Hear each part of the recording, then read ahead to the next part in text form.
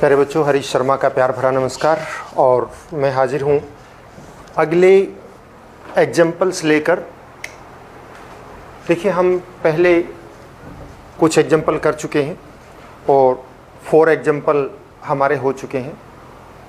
अब 2 एग्जाम्पल और एक थ्योरम बाकी है और इसके बाद हमारी 8.1 एक्सरसाइज होगी। देखिए बच्चों, चाहे स्कूल में आप रेगुलर नहीं जा पा रहे हैं, हो सकता है कि अगस्त में हमारे स्कूल रेगुलर हो जाएं, बट इन बिटवीन जो काम टीचर्स आपको दे रहे हैं उसको ये समझ के कीजिए कि मेरा कल ही इसका टेस्ट है और फाइनल एग्ज़ाम है। तभी आप आने वाली सिचुएशन से फाइट कर सकते हैं। लाइफ ऐसी है जो हर टाइम टेस्ट लेती रहती है और इन टेस्ट से हम अपना पीछा नहीं छुड़ा सकते। हमें ये टेस्ट देने ही होंगे। आज अगर आप अच्छी तरह से मेहनत कर लेते हैं तो कल का फ्यूचर आपका ब्राइट रहेगा। अगर आज हम अच्छी तरह से मेहनत नहीं करते हैं तो हमारा भविष्य अंधकार में है। इस बात को आप अच्छी तरह सोच लीजिए। अपने सुनहरे भविष्य के लिए, अच्छे भविष्य के लिए हमें आज मेहनत करनी होगी। आप रियल में मेहनत कीजिए। ये दिखाइए मत कि आप पढ़ रहे हैं। दिखावा लाइफ को ख़राब करता है। आप मेहनत कीजिए बिना किसी को दिखाए। जो मेहनत करेंगे वो एक दिन अपने आप दिख जाएगी। वो आपके अपने लिए है, आपकी अपनी लाइफ में काम आएगी। तो बच्चों, हम स्टार्ट करते हैं। उदाहरण नंबर 5। इसमें कह रखा है कि ABCD एक समांतर चतुर्भुज है और इसमें ये कोणों के समद्विभाजक हैं। ये कोण A का समद्विभाजक है, ये कोण C का समद्विभाजक है, ये कोण B का समद्विभाजक है और ये कोण D का समद्विभाजक है। और ये समद्विभाजक एक चतुर्भुज का निर्माण करते हैं और हमने सिद्ध करना है कि ये चतुर्भुज एक आयत है। इस चतुर्भुज को हमने क्या सिद्ध करना है? एक आयत सिद्ध करना है। तो बच्चों, आयत को सिद्ध करने के लिए क्या है? सबसे पहली बात तो ये है कि हमें इसके अंदर अगर हम प्रत्येक कोण 90 डिग्री का सिद्ध कर दें और यदि प्रत्येक कोण 90 डिग्री का सिद्ध हो जाए तो इसका मतलब ऐसा चतुर्भुज होगा ये जिसके प्रत्येक कोण 90 डिग्री का, और चतुर्भुज जिसका प्रत्येक कोण 90 डिग्री का हो वो क्या होता है? एक आयत होता है। तो इस तरह से हमने इसको प्रत्येक कोण 90 डिग्री का सिद्ध करना है। PQRS ये कोण 90 डिग्री के सिद्ध करने में। तो आप देखिए यहाँ पे क्या दे रखा है हमें दिया हुआ है समांतर चतुर्भुज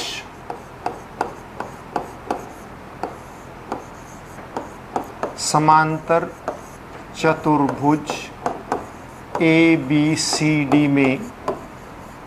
देखिए, आप जब समांतर चतुर्भुज है तो आपको पता है समांतर चतुर्भुज के 2 कोण, जो जैसे A और D या D और C या C और B या B और A, ये कोण का योग 180 डिग्री होता है। क्यों? क्योंकि इसमें प्रत्येक 2 सामने की भुजाएं समांतर हैं और ये एक रेखा उनको मान लिया काट रही है। तो समांतर रेखाओं को यदि एक तिर्यक रेखा काटती है तो उसके एक ओर के अंतः कोणों का योग 180 डिग्री होता है। तो हम पूरा सिद्ध इसको लिख देते हैं इसमें कि यहाँ पे देखिए AD समांतर CD। क्यों? समांतर चतुर्भुज की सम्मुख भुजा, समांतर चतुर्भुज की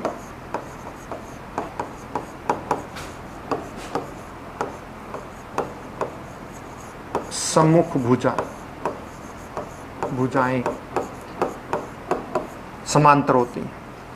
तो इसीलिए आप ये कर सकते हो। आप मान लिया इसको कह दीजिए या किसी को भी ले लो, मान लिया कोण D और कोण C, आप ये कह सकते हैं कोण ADC प्लस कोण BCD बराबर है 180 डिग्री।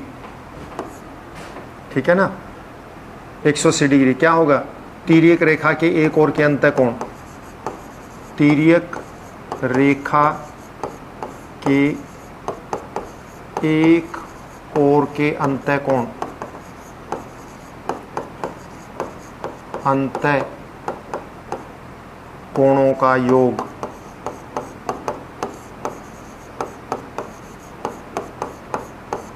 बेटा 180 डिग्री होता है। इसलिए इसका आधा करेंगे, ये कोण ADC, कोण ADC का आधा प्लस कोण BCD का आधा बराबर है 180 का आधा। यानी हम क्या कह सकते हैं, इसको आप कोण नंबर 1 कह दीजिए, ये कोण नंबर 2 कह दें, तो क्या हो जाएगा, कोण 1 प्लस कोण 2 बराबर है 90 डिग्री, और कोण 1 प्लस कोण 2 प्लस कोण P बराबर है 180 डिग्री। क्यों भाई, त्रिभुज के तीनों कोणों का योग, बस इतना लिख दीजिए।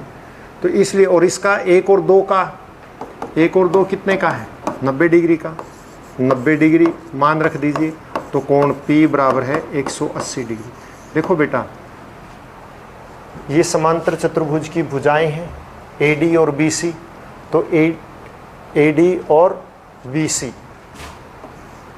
CB कह दीजिए चाहे BC कह दें, तो AD और CB जो है ये समांतर चतुर्भुज की भुजाएं हैं, और इनको ये CD तिर्यक रेखा काटती है। तो ये कोण ADC और कोण BCD दोनों का योग कितना होगा, 180 डिग्री, क्योंकि दो समांतर रेखाओं को यदि एक तिर्यक रेखा काटती है तो उसके एक और के अंतः कोणों का योग 180 डिग्री होता है। और तो इनका आधा कर दिया, आधा किया तो हमने इसको कोण को 1 मान लिया, इसको 2, 1 और 2 का योग कितना हो जाएगा, 90 डिग्री। अब त्रिभुज आप देखिए, ये PDC में देखो तो त्रिभुज के तीनों कोणों का योग क्या होता है, 180 डिग्री, यानी कोण 1 प्लस कोण 2 प्लस कोण P बराबर 180 डिग्री। त्रिभुज के तीनों कोण, 1 प्लस 2 का योग कितना है, 1 प्लस 2 किसके बराबर, 90 डिग्री के हमने सिद्ध किया है, तो इसको 90 रख दिया। कोण P किसके बराबर हो जाएगा, कोण P बराबर है 180 डिग्री माइनस 90 डिग्री बराबर है 90 डिग्री। इसी प्रकार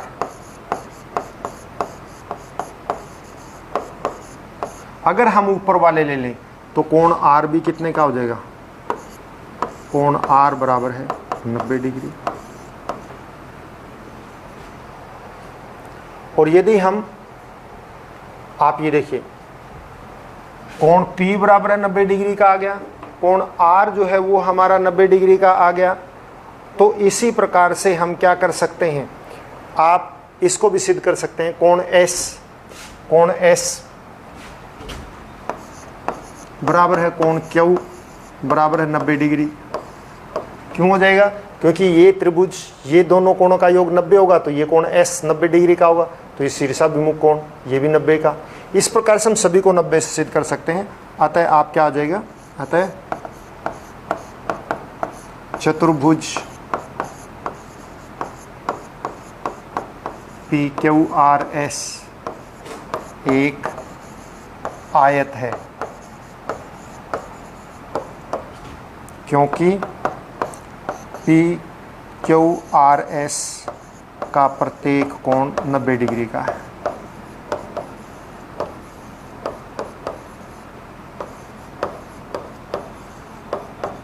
और जिस चतुर्भुज का प्रत्येक कोण 90 डिग्री का होता है वो क्या होती है, वो आयत होती है। इसके बाद बेटा एक प्रमेय है, कोई चतुर्भुज एक समांतर चतुर्भुज होता है यदि उसकी सम्मुख भुजाओं का युग्म बराबर हो और उसके समांतर हो। एक चतुर्भुज, कोई भी चतुर्भुज जो है क्या हो सकता है, समांतर चतुर्भुज, यदि उसकी सम्मुख भुजाओं का, कोई भी चतुर्भुज समांतर चतुर्भुज हो सकता है। ABCD एक चतुर्भुज है और इसमें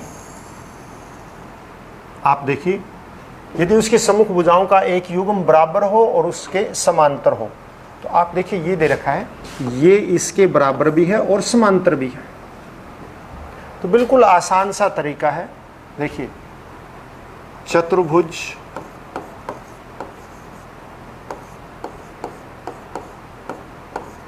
ABCD में क्या दे रखा है आपको, AB समांतर CD तथा AB बराबर है CD के, दोनों बराबर भी हैं और समांतर भी हैं। अब हमने इसका हल करना है, कैसे प्रमाण देंगे इसका, देखिए आप देखिए वही लिखिएगा, चतुर्भुज ABCD में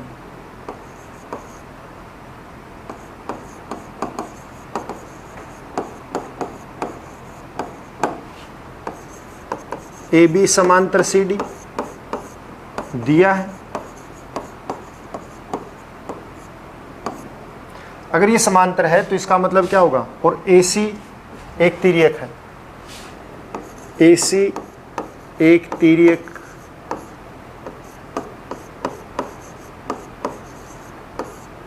तिर्यक रेखा है। अगर AC बेटा एक तिर्यक रेखा है तो इसका मतलब ये कोण 1 और ये कोण 2 बराबर होंगे, क्योंकि अंत एकांतर कोण, इसलिए कोण 1 बराबर है कोण 2 अंत एकांतर कोण।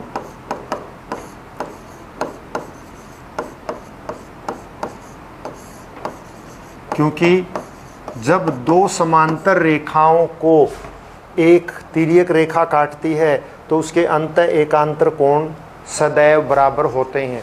कब बराबर होते हैं, जब रेखाएं समांतर हों, और यहाँ AB और CD समांतर है, AC उसमें तिर्यक रेखा उसको काट रही है, इसलिए कोण 1 और कोण 2 बराबर होंगे। अब आप ये कोण बराबर है, तो अब आप देख लीजिए त्रिभुज, इसको आप नंबर 1 देके छोड़ दो। अब आप त्रिभुज ABC तथा त्रिभुज, देखो हमने ABC और त्रिभुज CDA, त्रिभुज CDA, इनको त्रिभुज ABC और त्रिभुज CDA को आप सर्वांग समसिद्ध करो।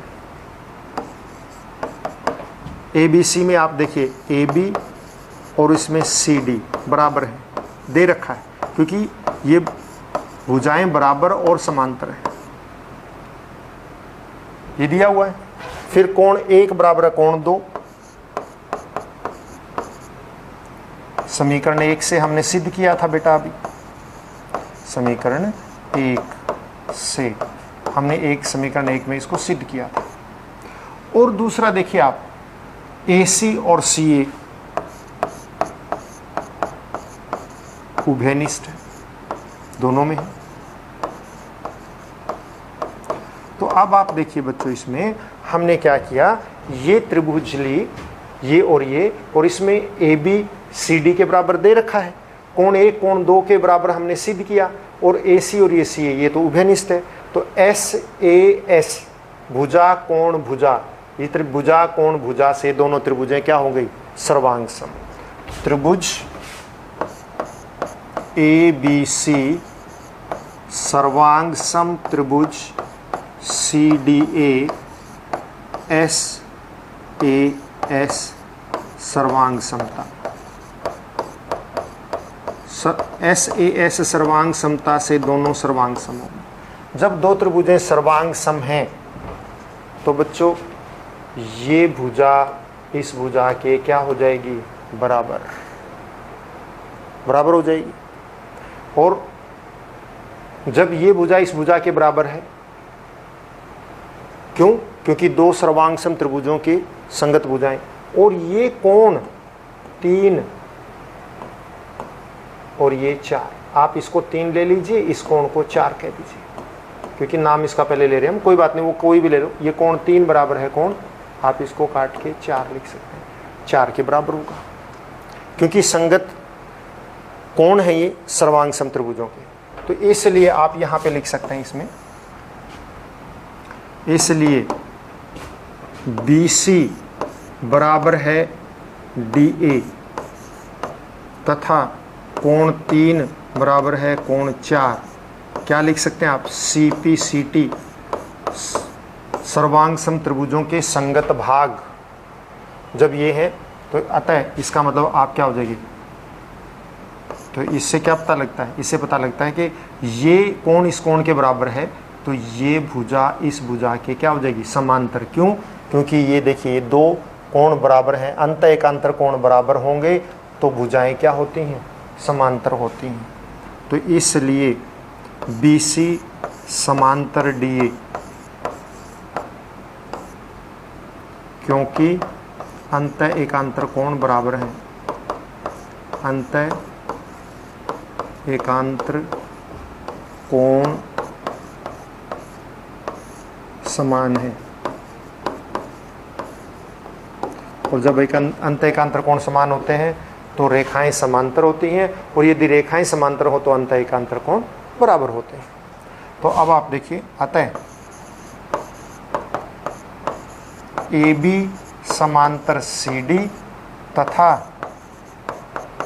BC समांतर DA, जब ये भुजा इसके समांतर ये इसके समांतर है तो इससे क्या होता है? इससे क्या पता लगा कि ABCD एक समांतर चतुर्भुज है।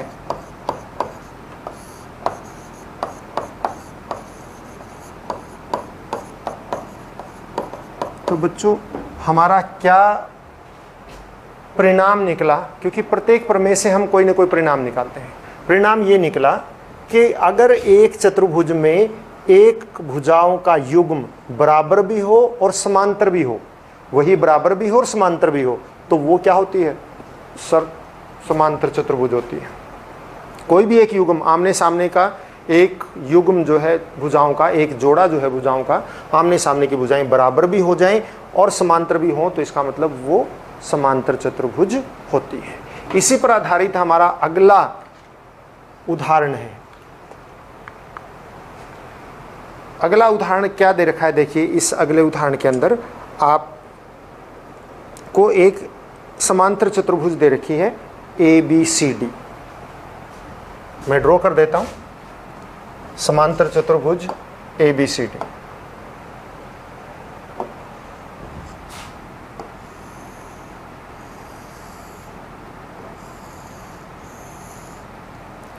ये एक समांतर चतुर्भुज है और इसके नेम दे रखें ABCD।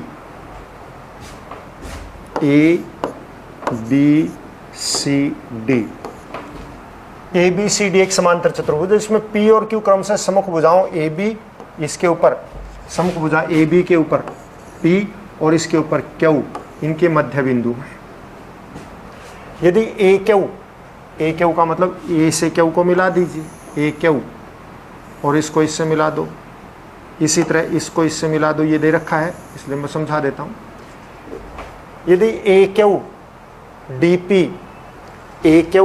DP को S पर प्रतिच्छेद करता है और BQ CP को R पर प्रतिच्छेद करता है तो दर्शाइए कि APCQ एक समांतर चतुर्भुज है। इसी तरह से BPDQ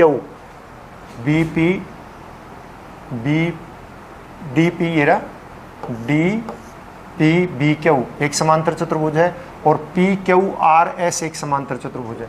यानी ये समांतर चतुर्भुज दिखानी है। आप देखिए ध्यान से, हम यहाँ से शुरू करते हैं इसका हल। देखिए ABCQ को हम समांतर चतुर्भुज सिद्ध कर लेते हैं। देखिए ABCD एक समांतर चतुर्भुज है,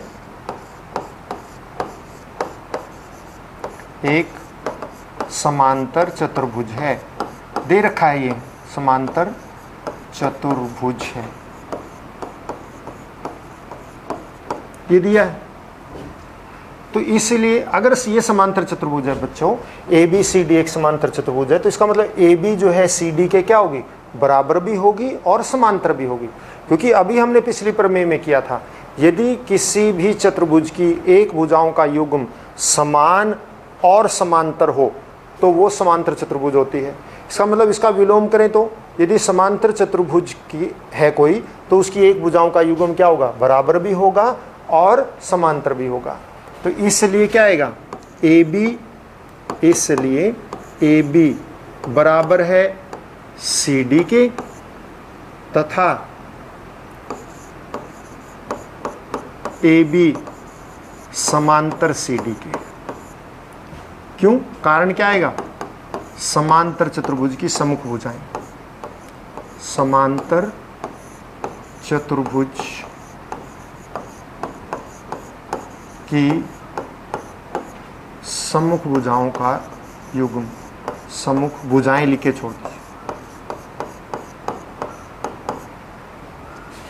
तो इसका आधा करें तो 1/2 ए बी बराबर 1/2 सी डी, यानी 1/2 ए बी यानी कि ए पी बराबर है क्या हो जाएगा, सी क्यू, तथा समांतर तो रहेगी। अगर दो रेखाएं समांतर हों तो उनके भाग, कोई भी भाग कर लीजिए, वो आपस में समांतर ही होते हैं। ए पी समांतर सी क्यू, अतः या इससे क्या पता लगता है, ए पी सी क्यू एक समांतर चतुर्भुज है।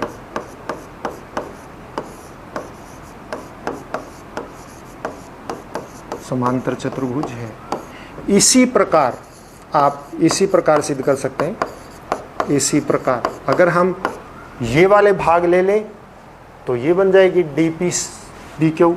तो इसी प्रकार डी पी बी क्यू एक समांतर चतुर्भुज है।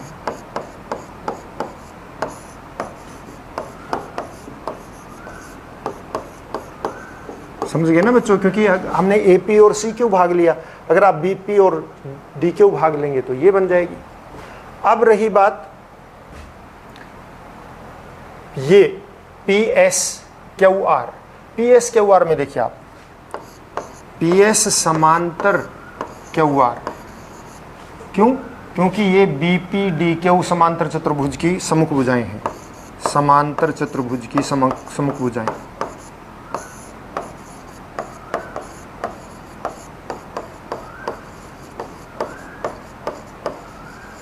सम्मुख भुजाएं।